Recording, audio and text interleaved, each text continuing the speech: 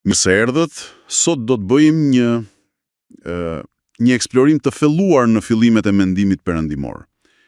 Po flasim për parasokratikët. Pikërisht. Kemi disa fragmente, analiza historike, dhe do përpiqemi të kuptojmë atë pyetjen që i mundonte.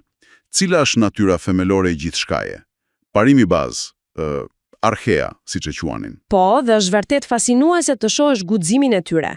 Kalimi nga shpjegimet mitologjike, pra nga perëndit, te kërkimi i shpjegimeve racionale. Një hap gjigant, në fakt. Absolutisht. Dhe përgjigjet e para ishin të manitshme në diversitetin e tyre. Një lulëzim i vërtet i desh atje në Joni. E nisim nga Mileti apo jo? Aty filloi gjithçka, si thuash. Thalesin e përmendim gjithmonë të parin. Po, Thalesi dhe uji. Propozoi që uji është archea, burimi i çdo gjëje. Ndoshta nga vëzhgimi thjesht që jeta varet nga lagështia. Shumë mundet, por shiko, pasardhësi i tij, Anaksimandri, bëri një kërcim më abstrakt. Ai foli për apeiron. Apeiron, e pakufishmja, e papërcaktuara. Pikërisht.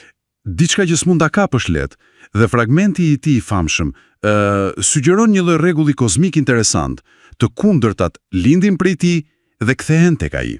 Dhe paguajnë një lloj dënimi për padrejtësitë ndaj njëra tjetrës. Po, sipas rendit të kohës, një ide shumë e fuqishme kjo për një balancë dinamike në univers. Ndërsa Anaksimeni, po nga Mileti, ai u kthye te diçka më e prekshme, ajri. Ajri. Po, por ja ku bëhet interesante. Ai tha se ndryshimet që shohim, si të ftohtit, të nxehtit e kështu me radhë, vijnë nga dendësimi dhe rrallimi i ajrit. Eksakt. Ajri i rralluar bëhet zjarr. Kur dendësohet kalon në erë, re, ujë, tokë, madje edhe gur. Pra, ndryshimet cilësore reduktohen në ndryshime sasiore, dhe kjo, duhet thënë, ishte një ide revolucionare për kohën, një mënyrë mendimi thellësisht shkencore në fakt. Po, larg shpjegimeve thjesht mistike. Absolutisht. Mirë, pra Milesianët na dhanë disa kandidat për materialin bazë, ujin, apiron, ajrin, por kjo hapi një derë tjetër. Si shpjegohet ndryshimi? Ky fluks i vazhdueshëm që shohim.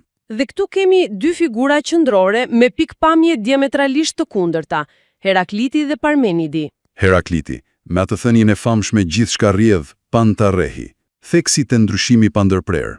Po, për Heraklitin, realiteti ishte si ai lumi ku syndo dy herë. Zjarri ishte simboli perfekt për këtë transformim të vazhdueshëm. Dhe ç'është më e rëndësishmja, ai pa luftën e të kundërtave dita dhe nata, jo si kaos, po si motorin e universit. Pikërisht, si motorin e universit, të qeverisur nga logosi, arsyeja universale.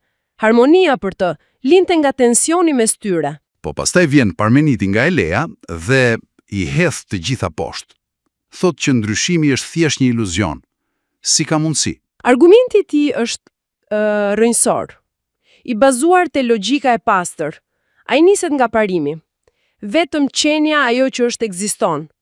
Jo qenia ajo që nuk është nuk ekziston, madje as nuk mund të mendohet. Një postulat shumë i fortë. Shumë i fortë.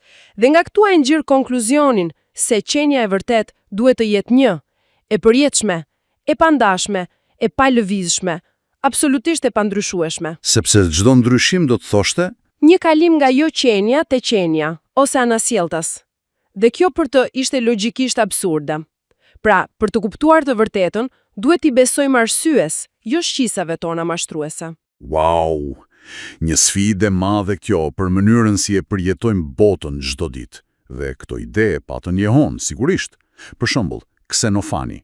Ai përdori këtë frymër racionale për të kritikuar perëndit tradicionale. Po, Ksenofani vuri në lojë mënyrën si njerëzit imagjinonin perëndit. Si njerëz me rroba, formë, ai tha me ironi se po të kishin duar kuaj do t'i vizatonin perëndit si kuaj, dhe lopët si lop. Ha, po. Në vend të kësaj, ai propozoi idenë e një zoti të vetëm, më të madhit, krejt të ndryshëm nga ne, nga vdekatarët, si në formë ashtu të në mendim. Një zot që qeveris gjithçka me forcën e mendjes. Një hap drejt teologjisë filozofike, mund të themi. Mirë, po si u përgjigjen të tjerët sfidës së Parmenidit? Kësa ideje që ndryshimi nuk ekziston. Këtu hynë në skenë atomistët. Leukipi dhe veçanërisht Demokriti. Atomistët. Ata ofruan një zgjidhje shumë elegante në fakt. Ranë dakord me Parmenidin në një pikë kyçe. Njësitë themelore të realitetit atomet që do të thotë të pandashme janë vërtet të përjetshme dhe të pandryshueshme në vetvete. Pra planuan një lloj qëndrueshmërie themelore. Pikërisht. Por ndryshe nga Parmenidi, ata pohuan edhe ekzistencën e boshllokut, hapësirës boshe, kenon, dhe kjo ishte thelbësore. Sepse atomet mund të lëviznin në këtë boshllëk. Eksakt. Kështu ndryshimi që ne shohim, lindja, vdekja, çdo transformim nuk ishte më iluzion, ishte thjesht rezultati i lëvizjes, kombinimit dhe riorganizimit të këtyre atomeve të pandryshueshme në boshllëk. Një shpjegim mekanik pra. Po, madje ata bën edhe dallimin midis cilësive verale të atomeve, si forma dhe madhësia, dhe atyre që i quajtën konvencionale ose relative, si ngjyra, shija, që varen nga ndërveprimi dhe perceptimi ynë. Shumë interesante. Pra, pas gjithë kësaj rruge idesh të fuqishme, çfarë mbetet? Cila është trashëgimia kryesore e këtyre mendimtarëve parasokratik? Ndikimi është i pamas. Ata shtruan pyetje themelore, zhvilluan konceptet kryesore që formsuan gjithë filozofinë perëndimore që erdhi më pas, sidomos Platonin dhe Aristotelin. Po përmendet shpesh ajo thënia e Whitehead. Po, që e gjithë filozofia perëndimore është si një seri shënimesh në fund të faqeve të Platonit. Ndoshta pak egzagerim, por tregon rëndësinë. Dhe mos harrojmë, përmes Aristotelit, idetë e tyre udhtuan dhe u përpunuan thellë në botën islame. Nga mendimtarë si Al-Kindi, Farabi, Ibn Sina. Pikërisht, falasifa. Duke ndikuar kështu mendimin global, por ndoshta më shumë se përgjigjet specifike që dhanë, trashëgimia e tyre më e madhe është vetë metoda, guximi për të pyetur, për të kërkuar shpjegime racionale, për të përdorur arsyen për të kuptuar botën. Pra, ata ndezën në të shkëndijën fillestare të hetimit racional. Na larguan nga miti dhe na dhanë, si të thuash, bloqet themelore me të cilat filozofia dhe shkenca ende sot përpiqen të ndërtojnë kuptimin ton për realitetin. Ashtu është, dhe kjo na lë me një pyetje për të reflektuar, besoj.